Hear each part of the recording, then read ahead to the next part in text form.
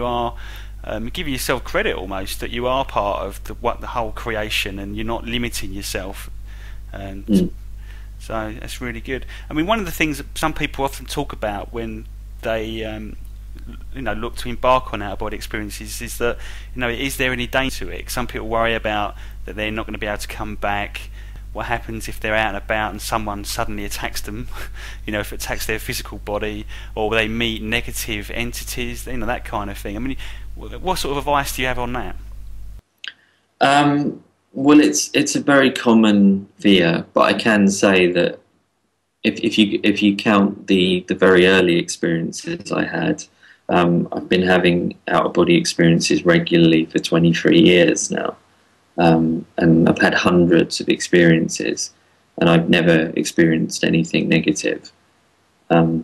So I don't think it's a huge thing to worry about. I think essentially if someone has fears and issues with that kind of thing, then, like I say, in my workshops and in the way I teach the techniques, I try to address those right at the beginning, so that the person has a good foundation from which to develop the skills.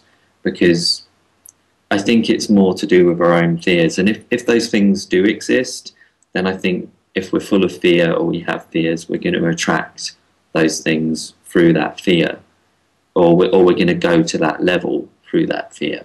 So I think ultimately we need to address that primarily very early on, and then I don't think that's an issue. Yeah. Okay. I mean, do you want to sort of go into a bit detail about the workshops? Is it 2 in September? Or have you got 2 coming up? What I've done is I've got one that's a one-day workshop coming up shortly on the 19th, and then I'm doing a Skype-based 4-week course for people who can't make the workshops in person, or for people who want to take it step by step and work at home, and then each week they'll get feedback. The way I work it is people keep a detailed diary during the week of what they've been doing based on what I teach them, and then the following week we follow up on that. So that's another way of doing it. And then in May next year, I'm running a 2-day intensive retreat near Glastonbury at the Parsonage Side Retreat Centre, who actually have HemiSync technologies already set up, which is it's a great system for some people. It works with sound frequencies to help people have out-of-body experiences. But I'm also going to introduce some of my own technologies that I've developed that use all of the senses, because one of the things that I realized early in my developing new techniques and new approaches was that most of the techniques are either visual, in the sense of you imagine something and you try to induce the experience through visualization, or they use sound frequencies like HemiSync. But then I started to think, well, we could use all the senses. We can use sound, smell, visuals, and we can actually, instead of just imagining things, we can also use hypnotic video sequences, which I've developed. You can use physical installations, which I've also built, which actually lift the person off the ground. So it's a really big suggestion to your unconscious that you want to have an experience, you want to have an out-of-body experience. So I've tried to look at it like that. I've tried to take all of our sensory experience and use all of that to help the person have an experience, rather than just saying lay down on your bed and think about floating or something. I'm trying to and also I work in a way where each person at the workshops develops a profile, which is essentially a breakdown of their character traits. By doing that, the person gains more insight about who they are as a person. But more than that, we can see what's different about them and what techniques will work best for them. Some people, for example, are morning people. They're much better at doing things early in the morning. Other people are much better late at night. Some people are very emotional, and then they're better if they've got a support structure, so i.e. if they're working with another person.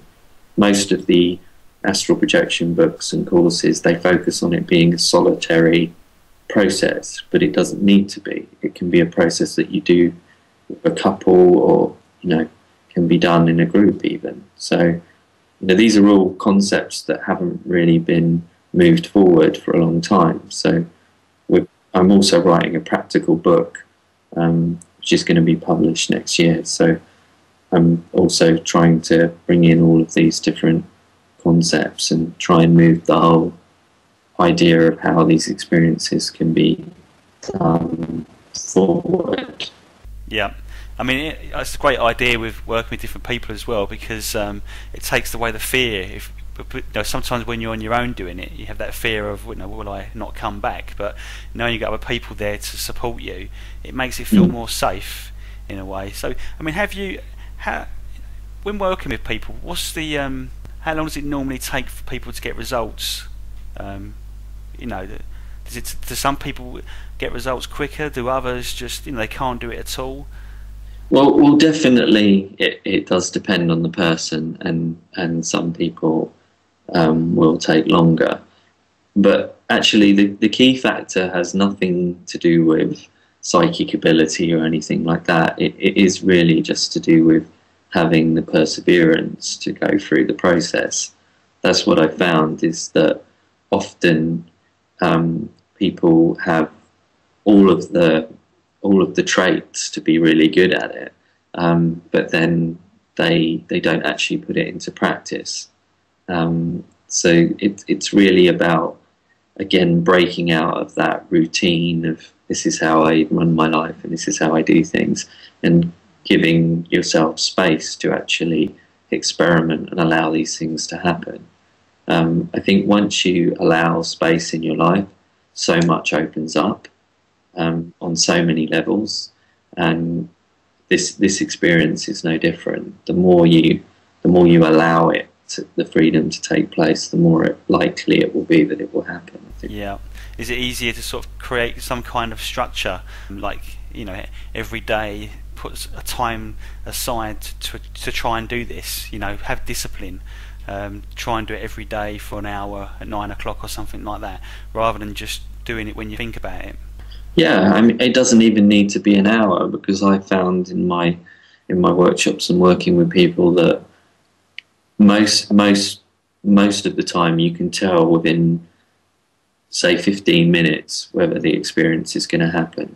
I also focus a lot on the vibrational state, which is where people feel this intense energy vibrating through their body, or it can be like a wave sensation as well. I tend to experience it like a big wave-like energy form going through my body. When people get that experience, then that's a big sign that they can potentially have an OBE now.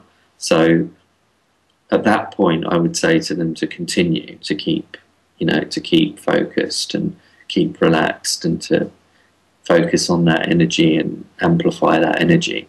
If they don't get anything like that, then it's less likely that the experience is going to happen. So you don't need to lay there for hours and hours. I mean, I did that when I was learning it, and now it's kind of, you realise later on that there'll be some sign that it's going to happen. You'll kind of know somehow. I tend to think. People tend to say to me before they have an experience for the first time that, yeah, that night I felt my energy was high and the vibrations just started, or I almost felt like I was floating before I even laid down. Things like that. There's kind of signs, I think, often. Well, I mean, I'm not joking here, but some people might even have an out-of-body experience just by listening to this. And the reason why I say that is because I lent an out-of-body experience book to a friend who's a skeptic, and he read the book, and he got halfway through it, and he just chucked it back at me and said, "I've just been having." He couldn't sleep. He said every time he tried to lie down, he felt like he was going to shoot out of his body, and it scared the living daylights out of him. And he just gave the book back to me. So it can almost like open you up, just being aware that you can do it.